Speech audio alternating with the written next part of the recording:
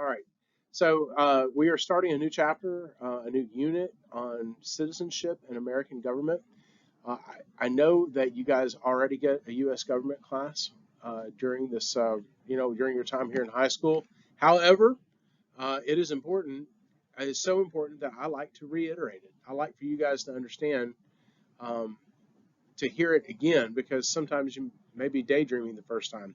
But this is important information for you to have on a regular basis, on a permanent basis. So today we're going to learn about laws, laws in your role as a citizen.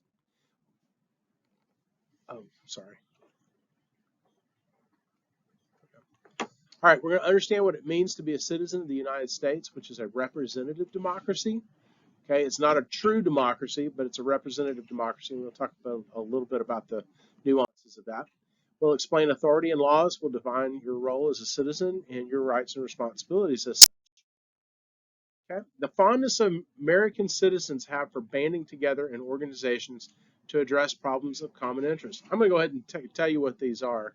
But this one is kind of a challenge. This is spirit of association. This is a term that that French thinker Alexis de Tocqueville discovered, kind of came up with when he was describing Americans.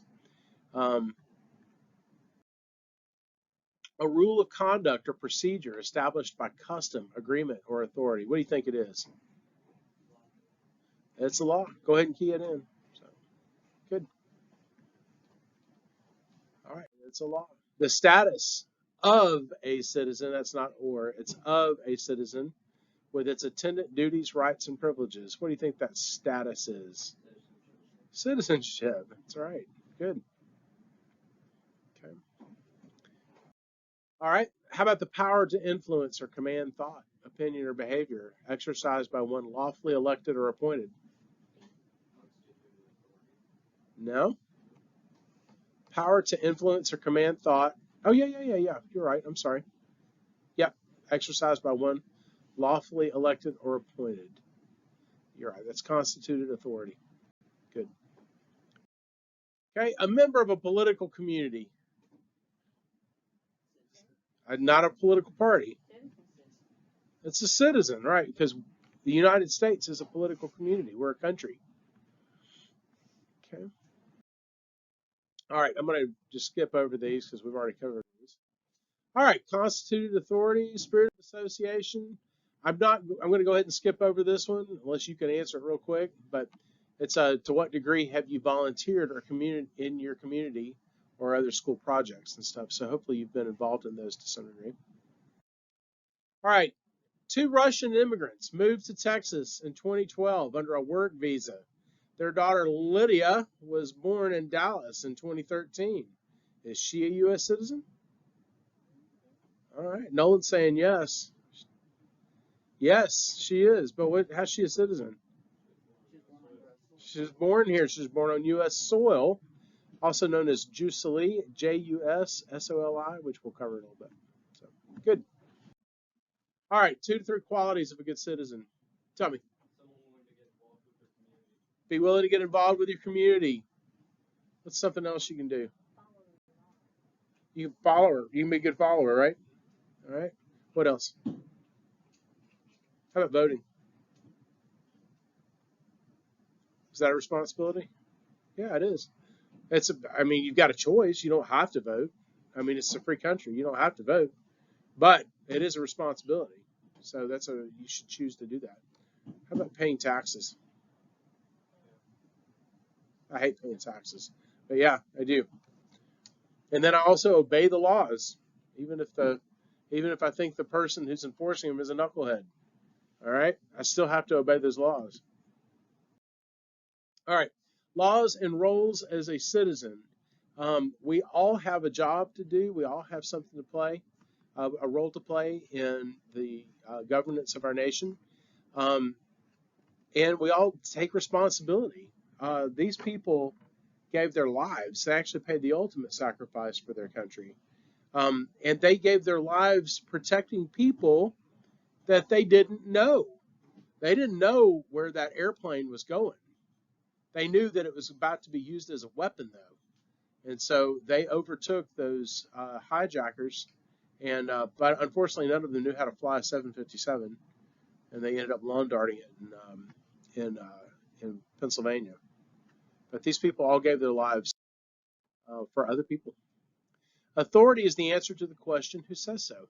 Sometimes one person makes the laws for everyone, such as a tribal chieftain or a dictator or a king.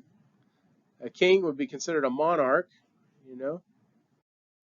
But in modern democracies, the power of the government is derived from who? Who do you think? From the people. It's constituted authority. So the people give authority to another person by voting for them, and they take on that authority because the Constitution says that they now have that authority because they were duly elected. In simplest terms, laws are the agreements by which people live. A castaway on a desert island would have no need of laws and could do whatever he wanted to. He could bathe if he wanted to. He could also not bathe if he wanted to. But he's by himself, so what does it matter? Well, you still got to bathe. So even if there's not anybody around to smell you, so your body will deteriorate if you don't. So in the real world, there are laws for regulating all kinds of behavior, for safety and quality of life for all members of the society. Congress makes laws that apply to the whole nation, allowing local government to adjust for their area. So that's the beauty about having different states with different laws. So we don't have a Kremlin that makes all the laws for all of the states in the Soviet Union. We have a Congress which makes laws, and the ones that allow the states to make decisions, those are the ones that the states will adjust for their own people.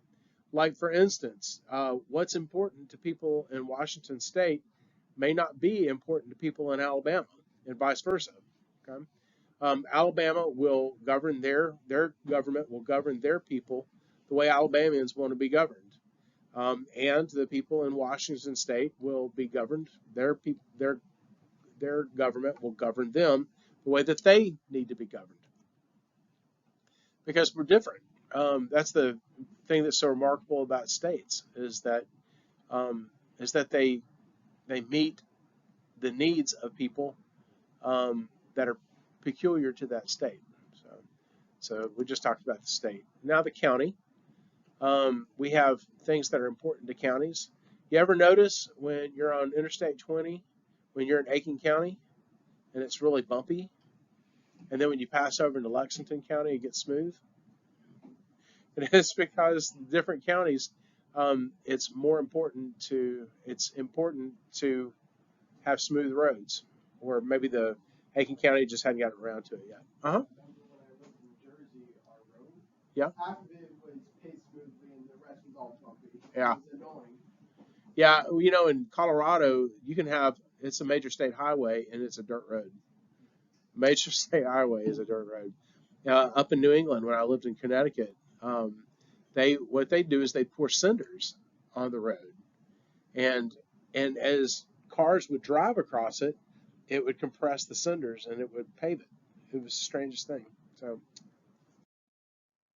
and then the city, cities have different needs, and the community. I live in a community that has a constituted authority, and it's the Homeowners Association of Crystal Point. So both me and my wife have both served on the Homeowners Association board.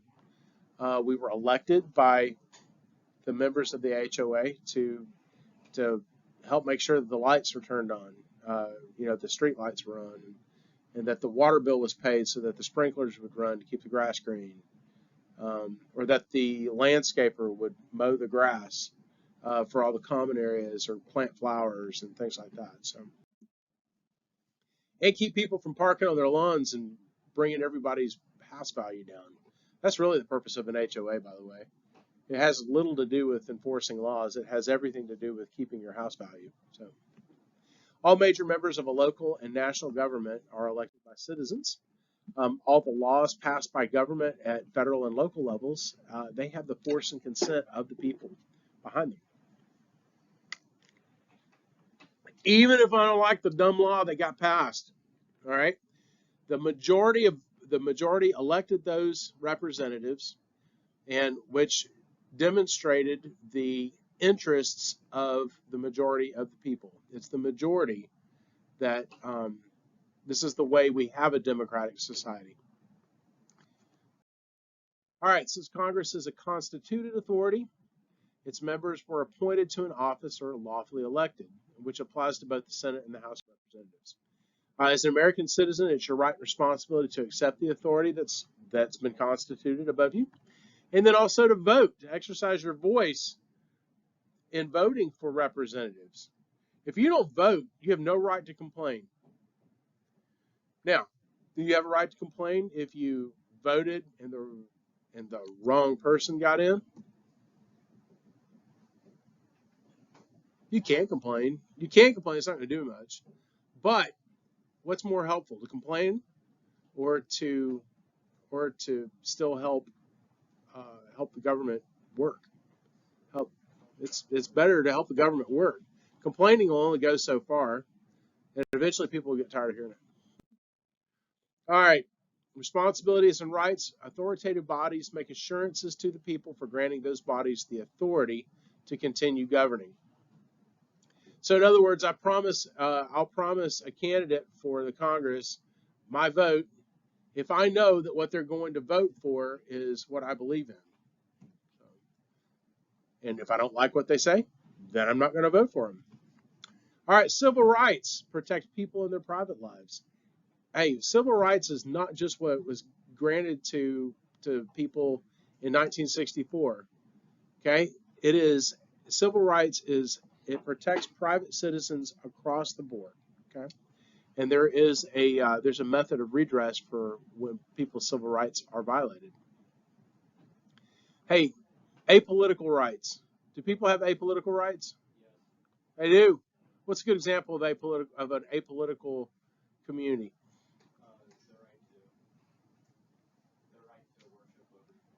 Okay. Now that would not be necessarily an apolitical right. Yeah, it does in the sense that it is apolitical in the sense that the government does not say you shall all be Church of England, or you shall all be Roman Catholic, or you shall all be Protestant or Baptist, that kind of thing. Another apolitical institution is a family, right? It's family. Is somebody in charge in your family? You may have an oligarchy, which would be mom and dad, or you may have a benevolent dictatorship like you have in my house. So actually, in my house, it's really not a benevolent dictatorship. It is a benevolent. I don't know. I don't want to say it's a benevolent oligarchy. It's not, because I have the final say. I have the final word. But because there has to be somebody with a final word. But there's somebody in charge. So, but if you're a member of that family, it's like if you're a member of my family, I have an obligation to maintain the roof over your head. I have the responsibility to make sure you're fed and clothed, or that you get to school, or things like that. You see what I'm saying? So in that respect, it is a benevolent dictatorship. It's I give you this, I give you these things because you're a member of my family. So 3 ways to become an American citizen is: one's by birth, or jus soli. Another is naturalization, which is a method. It is a process by which a person who is not a citizen becomes one. And then an act of Congress, which is where Congress passes a law that says, poof, you're an American citizen. And that happened to people in Puerto Rico, Guam, and the U.S. Virgin Islands when Congress said those people, those members of those territories, or those citizens of those territories will be U.S. citizens because they're U.S. territories. It was a political move, I will say that. It usually is. So anyway. And then also, too, there were people who were serving in the armed services in 2002 when Congress said that if you're a non-citizen serving in the in the U.S. Armed Services, then you are granted citizenship. So, all right, native born or naturalized, everybody has to respect and obey the laws of the U.S. They have to participate by voting at every opportunity. Is it an option to vote? Yeah, it is. Is it wise to vote? Is it wise to not vote? No, it's not. You need to vote. All right. All right. You need to be willing to defend our Constitution against all enemies, foreign and domestic. All right. What's the highest level of government? The largest level of government, highest. What is it? It's the nation, right? What's the next? I don't want to say anything, do you? You're waiting on me to say state? Oh, there it is. What's the next one? The county. And the next one's the city and then the community. All right. Which of the following are ways a person can become an American citizen?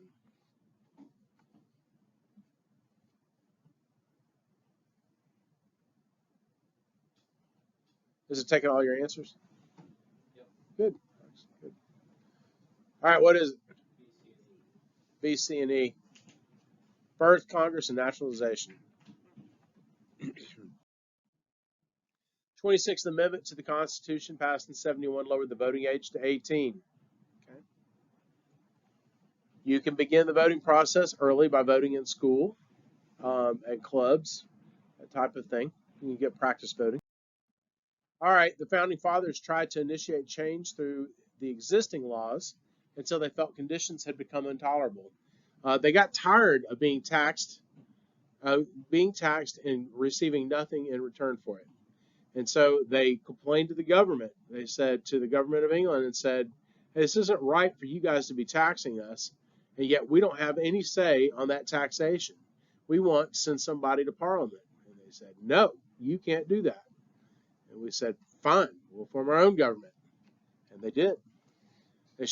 They did show a measure of loyalty, because they did explain the reasons why they were declaring their independence. So the Declaration of Independence is more than just the preamble to it. It has a list of gripes as to why they felt that they should declare independence. So, and then it recognized their responsibilities to justify their change of allegiance.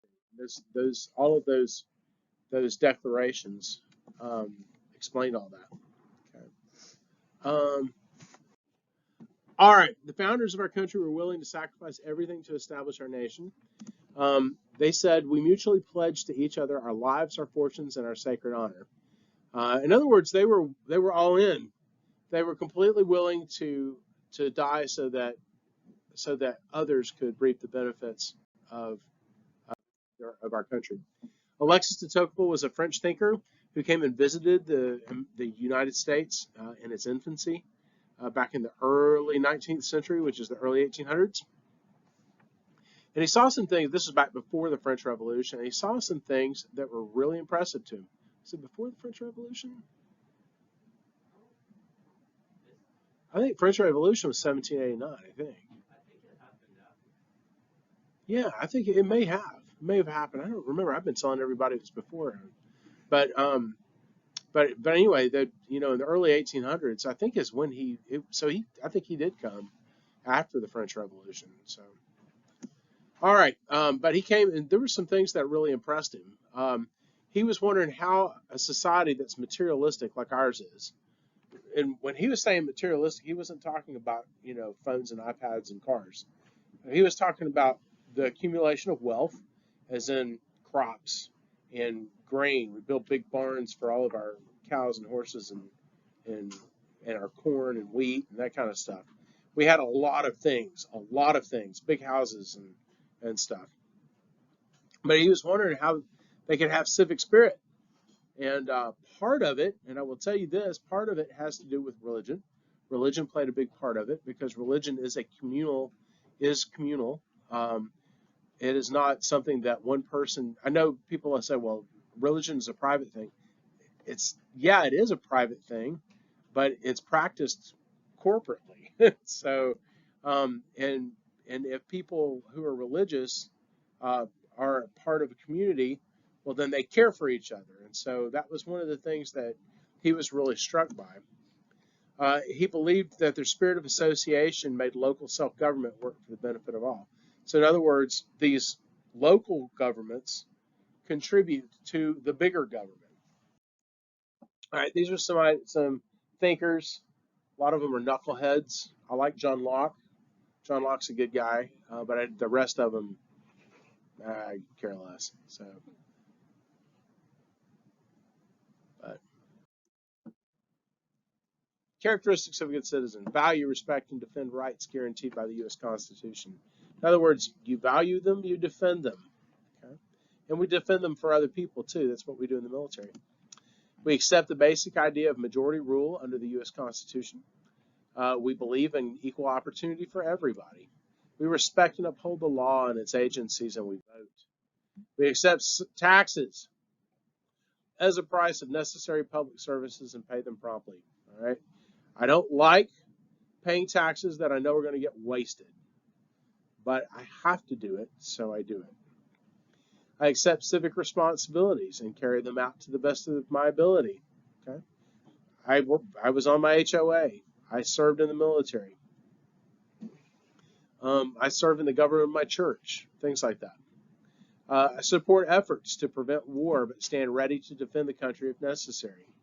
Know how to work with others on social action. Working with others on social action. Is it okay to demonstrate if something happens that you don't like? You know what demonstrating is, right? Are you? It's peaceful like protest. Huh? Yeah, peaceful protest, right? Peaceful protest is okay. How about when it becomes a riot? Is that okay? No, it's not okay. Doesn't matter how mad you are. It's not okay to riot. I had a student in my 5th period class that said, yeah, it's okay to riot. I said, really? So what I did was I put the shoe on the other foot for him. I said, what about if you're a small business owner and you've worked really hard and that pays, it's what you make your living off of and all this other stuff, and somebody smashed into your window, ran in and started stealing your inventory, and they left. How would you feel? And he's like, oh, I never really thought of it that way. And he goes, yeah, I guess you're right, Chief. Rioting is always wrong. It is always wrong. No, a democracy needs citizens who are well informed. Watch the news, folks, and watch different types of news. Don't just watch CNN or Fox News. Look at other things. There is more objective news out there. I like reading Reuters on occasion, which is a news source. They're the ones that supply news to all the other organizations. I like the Wall Street Journal. The Wall Street Journal has both liberal and conservative writers on it. So it provides a good, so you know how Fox News will say we're fair and balanced? Actually, Wall Street Journal is fair and balanced. It really is. So, all right. We're doing time. Fine. We're doing fine on time. Understand that democracy requires citizens to be educated, which is the reason why we have you here. And the reason why I'm the second guy who teaches you government. Okay. Respect property rights and regulations and meet your contract obligations. In other words, pay your bills. If you pay your bills, if you take out a credit card and you go and buy a bunch of stuff, well, you have a responsibility to pay those credit cards off. Okay. Pay the money back you borrowed. Because guess what happens when you don't pay back what you owe? They jack the interest rates up so that they don't go out of business. Okay? It's all of our actions have some effect on somebody else. You don't pay the credit card bill? Well, the credit card company they've got to raise the interest rates on those of us who will pay our bills. And the reason why they do that is because there are shareholders who are the owners of the company. They're public people who have chipped in their money so that they can make a little bit of money back off of it. Okay? So in order for there to be enough money to send to the shareholders, they've got to raise the interest rates so that they're taking in more money from the people who will actually pay their bills. Do you see now how it's unfair for you to not pay your bills? But there are many people who don't do it, who think, it's no big deal, I'll just declare bankruptcy later. That's not helpful to anybody. It's not helpful to our economy, which allows us to pay lower prices, okay, for food and for electronic gadgets and things like that. So phones and cars and that kind of thing. So, all right, support fair business practices and fair relationships between employers and employees. Employers don't walk all over, are not to walk over their employees. The employees are not to steal from the employers. They're supposed to give them a fair day's work for a fair wage. Take responsibility for making our free market economy work. Have some understanding of other economic systems, including political and social issues. Yeah, you need to understand. You need to understand why people are, why people were protesting after George Floyd was murdered. Okay, I'm not saying George Floyd was a right guy, was a good guy. I'm just saying that we need to understand why people felt the way that they felt. Okay, we also need to understand political systems like communism and socialism. Not that we should adopt it, but so that we understand all the reasons why we shouldn't. Okay? We need to accept our family responsibilities, uphold standards in the neighborhood and community. Okay? Understand other cultures and ways of life. It's important for me to understand the way you think, especially in a melting pot like we have in the United States. I'm not saying that I have to embrace your culture, okay? I'm not. I'm not saying you have to embrace mine, but I do have to respect your culture, and you need to respect mine too. Understand other cultures and ways of life. Put the general welfare above your own if you have to choose between the two. Understand how people depend on each other and need to work together. Understand that people will govern themselves better than any other group or individual in the world. Hey, the government cannot govern, they can't govern us well. That's the reason why we need a small government, because it allows people more flexibility to live the way they want to live. The other thing of it is too is I don't want to pay taxes so that we have a big government that can tell me what to do and make me do it. Do y'all understand how that works? A big government has to have more revenue, so they will tax you more. The big government has to be, in order to get taxes from people, they have to strong arm them into paying the taxes. So it's not it's a cyclical relationship, all right, between government and the people, and it's better and it works better if it's a small government, and because the bigger the government, the less prosperity people have. The smaller the government, the more people have the freedom to make money to help other people too. Rely on democratic principles as guides in evaluating our own and other people's behavior. Feel that y'all need to feel like you've inherited an unfinished experiment in self-government. Okay. If in that experiment you want a bigger government, then you're going to pay the consequences for having a bigger government. Okay. There are consequences to everything. Actions have consequences. So, cultivate qualities of personal character such as courage, wisdom, and generosity towards others. Don't ask what your country can do for you, ask what you can do for your country. So I'm going to zoom ahead a little bit here, and I'm going to go ahead and talk about our Bill of Responsibilities. We have a Bill of Responsibilities to our nation. Freedom and responsibility are mutual and inseparable. We cannot have freedoms without having responsibilities for those freedoms. The two of them have to work together. They're not mutually exclusive. You can't have freedom and no responsibility. Freedom for all of us depends on responsibility by each of us. Okay, to secure and expand our liberties, therefore, we accept these responsibilities as individual members of a free society. To be fully responsible for our own actions and the consequences of those actions, to respect the rights and beliefs of others, to give sympathy, understanding, and help to others, and do our best to meet our own and our family's needs. Okay, it is not the government's responsibility to pay for your family's groceries. Okay, if you're on government help, okay, that's great. You need to be working to get out of it. Respect and obey laws. Respect the property of others, both public and private. Share with others your appreciation and obligations of freedom. Participate constructively in your nation's political life. Help freedom survive by assuming personal responsibility for its defense, serving in the military, if you can. Respect the rights and meet the responsibilities on which our liberty rests and our democracy depends. All right. Preamble to the Bill of Responsibility says that freedom and responsibility are what? What is it? Is it separate and immutable? No? What is it, Brian? It's A, mutual and inseparable. All right, the ninth point in the Bill of Responsibility says that we agree to help freedom survive by assuming personal responsibility for its, is it nurturing? No. What is it, Michaela? It's defense. Yeah.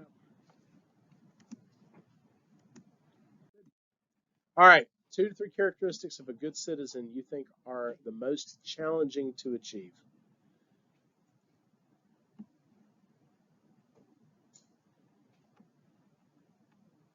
Two to three characteristics of a good citizen you think are most challenging to achieve. I'll tell you one thing, I don't like paying taxes. It's a challenge to me every time I file a tax return. Watch my hard-earned money go away and then find out what the government was spending it on. That makes me mad. So, anybody else? How about making it through recruit training to be in the military? That's a challenge. That's something that's challenging. So, sometimes we have to help in our community, and we may not want to. It's more than just helping somebody on the side of the road. Sometimes it's helping do road cleanup. That's why we do that. We're a citizenship program. Yeah. Be respectful to everybody. Hopefully that's not a challenge. Hopefully that's not challenging. You know? It can be. Yeah, it can be, especially if people are being knuckleheads. But yeah, but respect for everybody. Yeah.